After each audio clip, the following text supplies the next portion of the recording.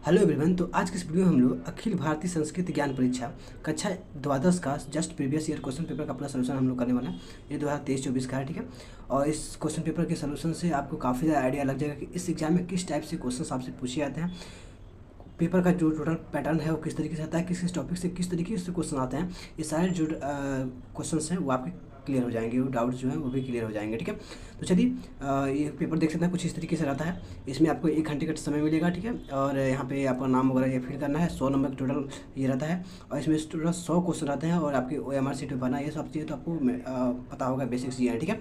तो डायरेक्ट हम लोग क्वेश्चन पे चलते हैं, देखते हैं क्वेश्चन किस टाइप से आपसे पूछे आते हैं, ठीक है। और एक चीज़ और मैं बता दूं कि आपको इससे पहले मैंने कई सारे प्रीवियस ईयर एग्जाम के और सारे क्वेश्चन पेपर मैंने करा दिया है, तो जाके उन सब वीडियो को भी देख सकते हैं आप लोग और काफ़ी ज़्यादा अपना बेनिफिट उठा सकते हैं इस क्वेश्चन पेपर से। काफ़ी हर बार आपके कम से कम इसी क्वेश्चन पेपर से काफ़ी सारे क्वेश्चन रिपीट होते हैं प्रीवियस ईयर क्वेश्चन पेपर से। तो मैंने इसीलिए 3-4 साल के क्वेश्चन पेपर ऑलरेडी सॉल्व करा दिया है, तो उनको जाके आप लोग देख सकते हैं और अपने प्रिपरेशन को बेहतर बना सकते हैं, ठीक है। देखिए इस क्वेश्चन पेपर में कैसे क्वेश्चन पूछे गए। सबसे पहले पूछा गया था आपसे कि यहाँ पे है, कहा गया है कि SGFI ने विद्या भारती को एक राज्य की मान्यता किस वर्ष दी। थोड़ा पेपर में आपको क्लियर नहीं दिख रहा होगा क्योंकि ये पेपर थोड़ा सा मैंने काफ़ी हार्डवर्क करके इधर उधर से मंगाया हुआ है, तो उतना क्लियर ये हमें नहीं हो पा रहा, ठीक है। PDF काफ़ी तैयार करने में भी ब्लर हो गया, ठीक है। फिर भी आप लोग यहाँ पे फोकस करेंगे अपने रिसर्च, ठीक है। तो यहाँ पर देखिए राज्य की मान्यता किस वर्ष दी थी, ठीक है। तो आप याद रखेंगे 2007 में राज्य की मान्यता मिला था इसे, ठीक है। आगे बढ़े थे। आगे हमारे पास नेक्स्ट जो सेकंड क्वेश्चन है इसमें है, सेकंड में आपका है नोबेल पुरस्कार का आरंभ किस वर्ष किया गया, ठीक है। तो इसमें जो आपका सही आंसर हो जाएगा वो आपका बी वाला हो जाएगा, 1901 में। इसमें थोड़ा सा कंफ्यूजिंग है, जैसे देखिए नोबेल पुरस्कार का जो नींव रखी गई थी वो 1901 में रखी गई थी, जबकि इसका जो पहला वितरण किया गया था वो 1895 में, यहाँ पे 1895 में दिया गया था। तो इस हिसाब से ये ऑप्शन में तो आपको 1901 दिया, तो यही हमारे हिसाब से सही हो जाएगा। आप लोग इसका आंसर देखेंगे तो आप कमेंट बॉक्स में बताएंगे जरूर से, ठीक है। आगे बढ़ जाते हैं। नेक्स्ट हमारे पास है प्रश्न नंबर 3 दिया है यहाँ पे, कह रहा है कि यहाँ पे भामती लिखा हुआ कि रचनाकार कौन थे, ठीक है। तो ये हो जाएंगे आपके डी वाले ऑप्शन है, वाचस्पति मिश्रा, कुछ इस तरीके से है, ठीक है। आगे बढ़ जाते हैं। नेक्स्ट क्वेश्चन देख लेते हैं यहाँ पे। अगर इस वीडियो को लाइक नहीं किया है तो वीडियो को फटाफट से लाइक कर दिए हमारे सपोर्ट के लिए, और जो आपके लिए इतना आपको हेल्प करने के लिए हम लोग इतने सारे हार्डवर्क करके पेपर कलेक्ट करते हैं, आंसर कलेक्ट करते हैं और फिर आपके लिए वीडियो तैयार करते हैं। तो इसके लिए इस वीडियो को एक लाइक करके चैनल को सब्सक्राइब जरूर से कर लीजिएगा और सपोर्ट करने के लिए हमारे अपने फ्रेंड्स में शेयर कर सकते हैं इस वीडियो को। चलिए आगे हमारे पास 4 नंबर प्रश्न यहाँ पे है।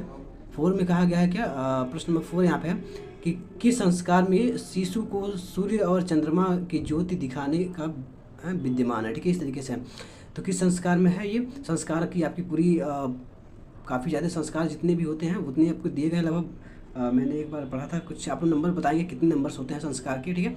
तो उसमें से बताना है कौन सा, तो इसमें हो जाएगा यहाँ पे निष्क्रमण जो है संस्कार, ये इसके लिए बिल्कुल करेक्ट आंसर हो जाएगा, ठीक है। आगे बढ़ते हैं। प्रश्न नंबर जो 5 है वो, उसमें देखिए 5 में कहा गया किस संस्कार में विद्यार्थी को यहाँ पे लिखा है स्नातक की उपाधि देकर गृहस्थ आश्रम हेतु यहाँ पे गुरुकुल से विदा किया जाता है, ठीक है। ये थोड़ा क्वेश्चन पूरा क्लियर नहीं हो पा रहा, तो इसमें हो जाएगा आपका समावर्तन, ठीक है। ये सही हो जाएगा इसके लिए। आगे हमारे पास जो नेक्स्ट है 6 नंबर प्रश्न, इसमें क्या कहा गया, तो कह रहा है कि आधुनिक भारतीय यहाँ पे शास्त्रीय संगीत के हिमालय कौन कहे जाते हैं, ठीक है। तो ये हो जाएंगे आपके जो ए नंबर प्रश्न है वो है विष्णु दिगंबर पलुस्कर, ठीक है। बिल्कुल सही आंसर हो जाएगा। आगे बढ़ते हैं। नेक्स्ट जो हमारे पास क्वेश्चन है उसको हम लोग देख लेते हैं। नेक्स्ट हमारे पास है यहाँ पे 7 नंबर प्रश्न, ठीक है।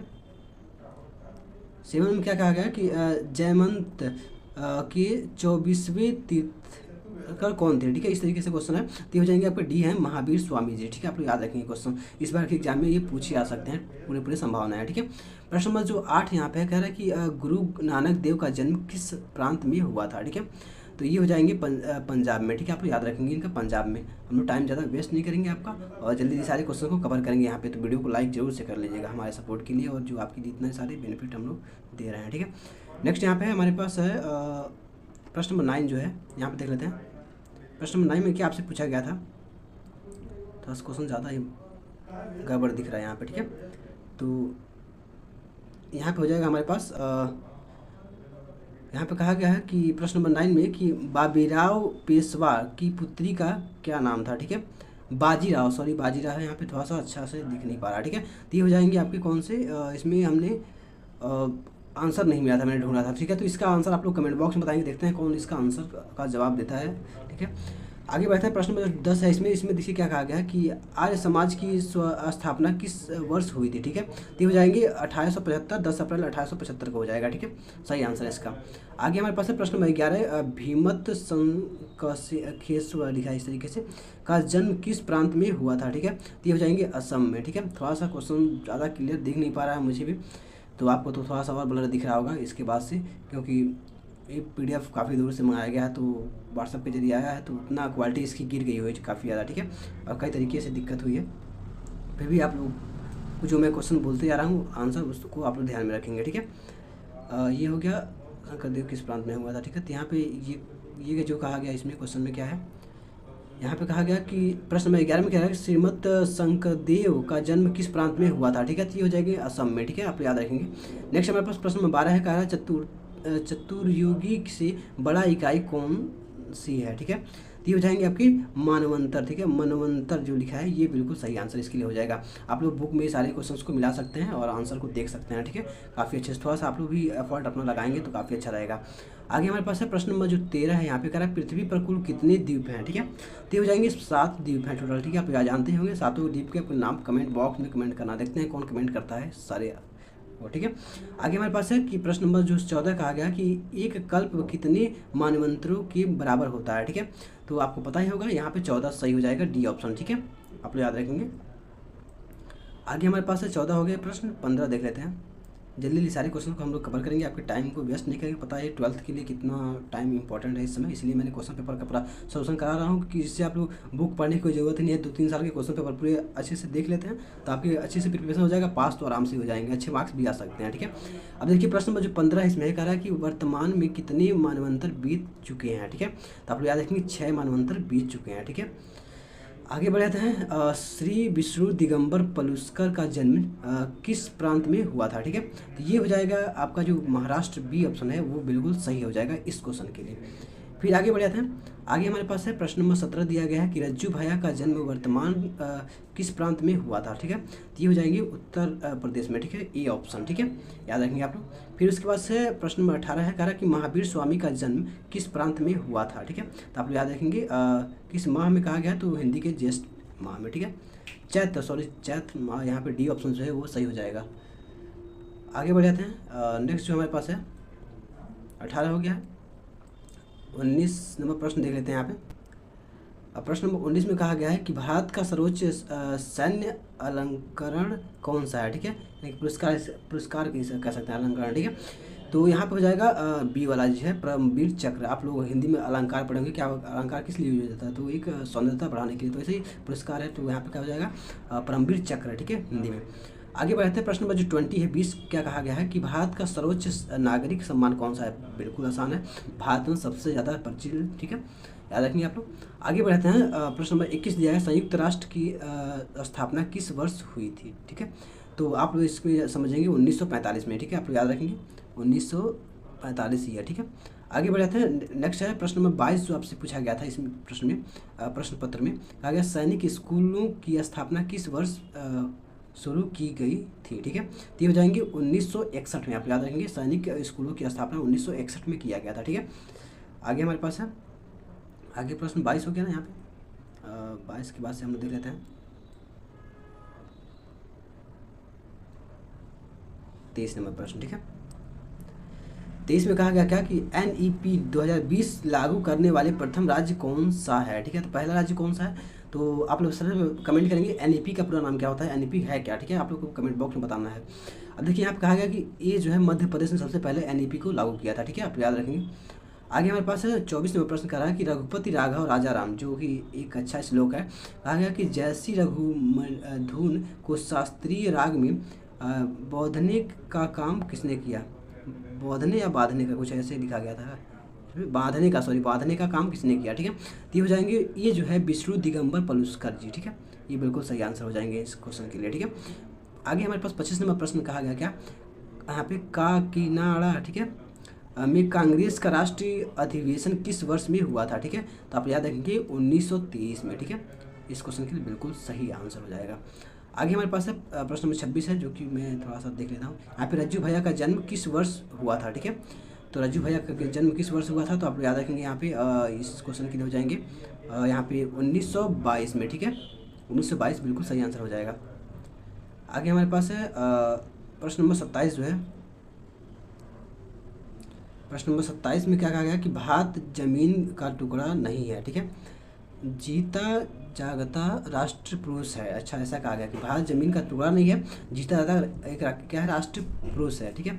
तो ये किसने कहा था, इसका कथन को बताना है, तो आपका सी ऑप्शन जो है वो बिल्कुल सही हो जाएगा। अटल बिहारी वाजपेयी जी ने कहा था, ठीक है। आप लोग याद रखेंगे। आगे हमारे पास है प्रश्न नंबर 28 है। कहा गया कि भारतीय संस्कृति में सर्वोच्च सम्मान, यहाँ पे लिखा था आपका, यहाँ पे क्लियर नहीं हो पा रहा है, प्राप्त ग्रंथ कौन सा है, सामान्य प्राप्त कौन सा है, तो यहाँ पे रामायण आप लोग रखेंगे। सर्वोच्च यहाँ पे क्या हो सकता है, मान्यता है, ठीक है। मान्यता प्राप्त कौन सा है, तो रामायण आपका इसके लिए सही आंसर हो जाएगा, याद रखेंगे आप लोग। प्रश्न नंबर 29 है। कहा गया कि सिद्धार्थ की पत्नी कौन थी। सिद्धार्थ आप लोग नाम सुने होंगे, इतिहास में आपके है, तो यहाँ पे यशोधरा, ठीक है, यशोधरा। आगे हमारे पास है 38 नंबर प्रश्न है, 30 है। कबीर ने किस वर्ष अपनी यहाँ पे लिखा गया देह त्यागी थी, ठीक है। कबीरदास जी ने कब अपना मतलब उनका देहांत हुआ था, ऐसे कह सकते हैं। तो इस प्रश्न में जो आपके ऑप्शंस दिए गए हैं, इन ऑप्शन में हमारे हिसाब से ये वाला जो है 1518 जो हमने सर्च किया तो मिला था, ठीक है, 1518 ईस्वी में, जबकि इसमें ऑप्शन में है नहीं, ठीक है। आप लोग भी एक बार सर्च कर लीजिएगा, देख लीजिएगा, अपने बुक में मिला लीजिएगा, देखते हैं किसका आंसर सही होता है करेक्ट, ठीक है। हमारे हिसाब से तो 1518 यहाँ पे सही हो जाएगा, ठीक है। ऑप्शन में नहीं है ये, ठीक है। आगे बढ़ाते हैं, 30 हो गया, अब 31 देख लेते हैं। यहाँ पे 31 नंबर प्रश्न देख लीजिए। यहाँ पे कहा गया कि श्रीमद शंकरदेव, ठीक है, शंकर देव का जन्म किस वर्ष हुआ था, ठीक है। तो आप लोग याद रखेंगे, इसमें भी हमारे ऑप्शन में नहीं मिला था, हमने जब बुक में सर्च किया तो मिला था 26 सितंबर 1449 में मिला था, ठीक है। तो आप लोग इसको याद रखेंगे, देखते हैं आपका क्या आंसर इसमें बनता है, ठीक है। अब देखिए आगे है प्रश्न नंबर 32। कहा गया कि संस्कार, यहाँ पे संसार की सभी संबंधों का आधारभूत तत्व कौन सा है, ठीक है। तो याद रखेंगे आप लोग प्रेम है, ठीक है। प्रेम संसार के सभी आधारभूत तत्व, इस तरीके से आप लोग समझ सकते हैं इसको, ठीक है। आगे बढ़ जाते हैं, 32 नंबर प्रश्न हो गया हमारे। आगे देखते हैं प्रश्न कितने हैं। यहाँ पे टोटल 100 क्वेश्चन है, तो हमको आराम से पूरे कवर कराने पड़ेंगे। यहाँ पे देख लेते हैं आगे हमारे पास, यहाँ से आ जाएंगे आगे हमारे पास प्रश्न आ जाएंगे 33 नंबर प्रश्न, ठीक है। 33 में क्या कहा है कि गुणों की संख्या कितनी है, ठीक है। तो गुणों की संख्या कितनी है, टोटल 3 है, आप लोग याद रखेंगे 3 गुण है, ठीक है। आगे है 34 नंबर प्रश्न, क्या है, आश्रम में मूल शब्द कौन है, ठीक है। तो यहाँ पर जाएंगे श्रम, ठीक है। आश्रम में जो मूल शब्द है वो आधन श्रम है, तो श्रम जो है मूल शब्द है, आप लोग याद रखेंगे। ये तो आपके ग्रामर का पार्ट आ गया, ठीक है। आगे हमारे पास है प्रश्न नंबर 35 दिया गया कि आयु का तीसरा पड़ाव कौन सा है, ठीक है। तो आपको पता ही होगा आयु का तीसरा पड़ाव कौन सा है। तो यहाँ पे है वैधन प्रस्थ कुछ करके है। आप लोग एक बार थोड़ा सा एक पूरा क्लियर नहीं हो पा रहा है, आप लोग कमेंट बॉक्स में बताएंगे क्या इसका आंसर हो रहा है, ठीक है। मैंने जब सर्च किया था शायद इसमें कुछ ऐसे मिला था, वैधन प्रस्थ कुछ करके लिखा गया, ठीक है। आगे बढ़ते हैं, नेक्स्ट जो हमारे पास है 35 हो गया। 36 में प्रश्न देख लेते हैं, ठीक है। 36 में कहा गया कि अवतार का शाब्दिक अर्थ क्या है, ठीक है। तो आप लोग देखना, उतरना जो है अवतार का शाब्दिक अर्थ होता है, ठीक है। आगे हमारे पास है प्रश्न नंबर 37। कहा गया कि पुराने समय में संस्कार की संख्या कितनी थी, तो आपकी 16 थी, ठीक है।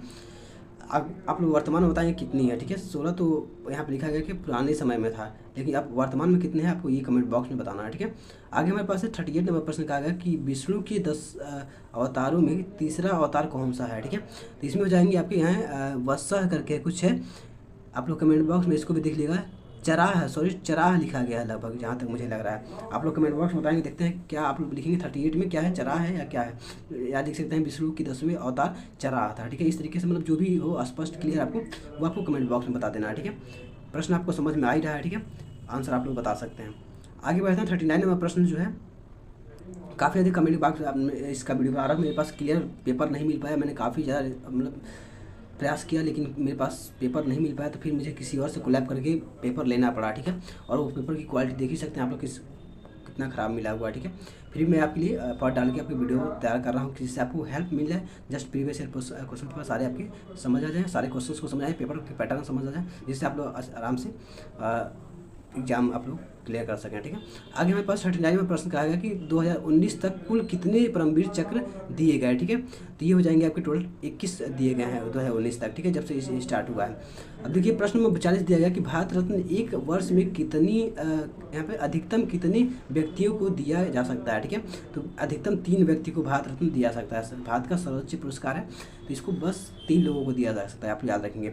आगे हमारे पास है 41 नंबर प्रश्न है कि अमर्त्य सेना को किस विषय में नोबेल पुरस्कार दिया गया था। ठीक है, तो यहाँ पर याद रखेंगे अर्थशास्त्र में दिया गया था। ठीक है, अमर्त्य ऐसे कुछ करके लिखा गया है। ठीक है, थोड़ा सा अपने पास से भी मैं ज़्यादा मुझे पता है कि आप लोग इंटर का छात्र हैं, तो आप लोग काफ़ी आपके लिए थोड़ा सा भी हिंट मिलेगा तो आप लोग काफ़ी अच्छे से मतलब कवर कर सकते हैं। तो इसलिए मैं ज़्यादा आपके लिए इसमें रुक रुक के समझाने की कोशिश नहीं कर रहा हूँ। ठीक है, अब देखिए 41 नंबर जो प्रश्न है 41 में क्या पूछा गया आपसे, कहा गया कि अमर्त्य सेना, ये तो हम लोग देख लिया था। 42 देख लेते हैं। यहाँ पे कैलाश सामर्थ्य को किस वर्ष नोबेल पुरस्कार दिया गया। ठीक है, तो ये 2014 हो जाएगा आपके लिए सही आंसर। ठीक है, आगे हमारे पास है प्रश्न नंबर 43 जो है, कहा गया कि SGFI के द्वारा विद्या भारती को मेडल अपग्रेडेशन पुरस्कार किस वर्ष दिया गया। ठीक है, तो आप लोग याद रखेंगे ये हो जाएगा 2018 में। ठीक है, आप लोग याद रखेंगे इसको।